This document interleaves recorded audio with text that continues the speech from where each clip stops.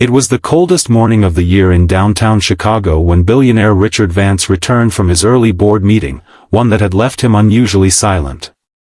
His driver barely made a sound as the town car pulled up outside the towering glass building that bore Richard's name, Vance Enterprises. He wasn't in the mood for pleasantries or discussions. All he wanted was a moment alone in his office, a quiet escape from the constant buzz of people who only saw his net worth, not his worn-out soul. But the moment he pushed open the heavy mahogany door to his private suite, he stopped cold. His leather executive chair, the same one no one else dared to even lean on, was occupied by two tiny sleeping children. Their heads rested against each other, their faces smudged with dirt, and a thin blanket clung to their frail bodies. For a moment, Richard just stood there, frozen. His staff must have been terrified if they'd let anyone into his sanctuary, let alone children. But strangely, his anger didn't rise. Instead, a whisper from his past swept through him like a winter breeze. "Please, sir, we don't want trouble." A small voice broke the silence. The older child, a girl no more than 10, stirred first. Her eyes fluttered open, and when she saw him, she instinctively pulled her younger brother closer. He was perhaps 6, shivering in his sleep. The girl looked up at Richard, not with fear, but with exhausted defiance, like someone who had run out of options but would still fight for her little brother's warmth. "How did you get in here?" Richard asked softly, more stunned than upset. The girl swallowed hard. "We didn't mean to, the door downstairs was open, and we've been walking all night, we just needed somewhere warm." "Where are your parents?" he asked, kneeling to her level. She hesitated. "Gone." That single word shattered something in Richard. Because he too had once slept on cold floors. He too had lost people he loved. And before there were chauffeurs and boardrooms, he had once been just a boy who never wanted to be seen crying in a homeless shelter. He stood and gently pulled out his phone. "What's your name?" "I'm Ella." "He's Max." That was the beginning. Within minutes, Richard's staff stormed in, panic in their eyes. "Mr. Vance. We're so sorry, security." He held up a hand. "They stay." "But sir." "Bring blankets. And breakfast. Real breakfast, not vending machine garbage. Now." His tone left no room for discussion. As the day unfolded, Richard cleared his calendar.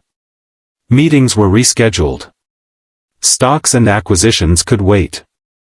Because for the first time in years, something had awakened in him, something real.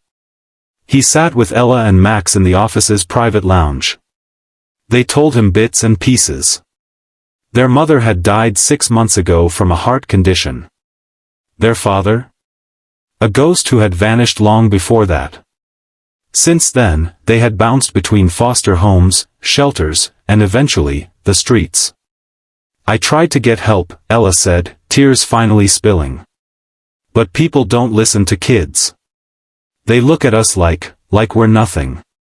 Richard's hands trembled slightly as he poured them cocoa. "You are not nothing," he said, the words catching in his throat. They reminded him of her, his little sister, Sarah, who had died at 10 because no one listened.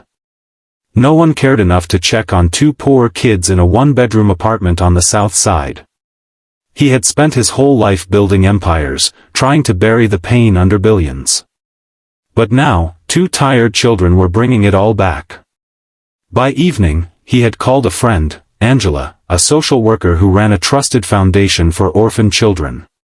When she arrived, she hugged both Ella and Max like they were her own. But when she turned to Richard, she saw the change already taking place. "You want to foster them, don't you?" she asked quietly. Richard looked toward the window. Snow had started to fall. "No. I want to adopt them." Angela's eyes widened. "You've never even." "I have the means. And maybe for once in my life. I have the reason." But it wasn't as simple as that. There were evaluations, home studies, background checks. Ella was skeptical. She had heard promises before. "You'll forget us," she told him one night as they sat watching cartoons in his penthouse. Richard turned to her. "I won't. You say that now, but people always leave." He placed a hand over hers. "Then I'll prove I'm not people. I'm yours. If you'll let me be." Weeks passed. Richard showed up to every meeting, every court appointment. He learned how to braid hair, how to make grilled cheese without burning it. He sat through Ella's quiet tears and Max's nightmares. And in return, something inside him healed. One day, months later, a judge finalized the adoption. As Richard knelt beside them, the courtroom quiet, Max asked in his tiny voice, "Can we call you Dad now?" Richard's reply was simple. "Only if I can call you my kids." News spread fast. Headlines screamed, "Billionaire adopts homeless siblings found in his office." Critics called it a publicity stunt.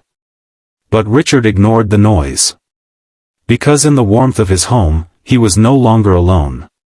Laughter filled halls that had echoed with silence for years. He didn't just adopt 2 children, he adopted purpose. And years later, when Ella gave a valedictorian speech at her high school, she said, "We were lost in the world, invisible. Until someone saw us, not as charity, but as worth fighting for. That someone became our home." The camera panned to Richard, tears in his eyes. Because he had once walked into his office hoping for silence, and instead, found love sleeping in his chair. And it changed his life forever.